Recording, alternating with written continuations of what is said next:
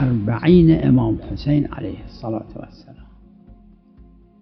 این یکی از شعائر مقدسه امام حسین علیه السلام، از شعائر بزرگ. اربعین امام حسین 20 میلیون 25 میلیون، بیشتر کمتر، حالا هر تا حالا بوده. اینا که اکثرشون مال عراق هستن.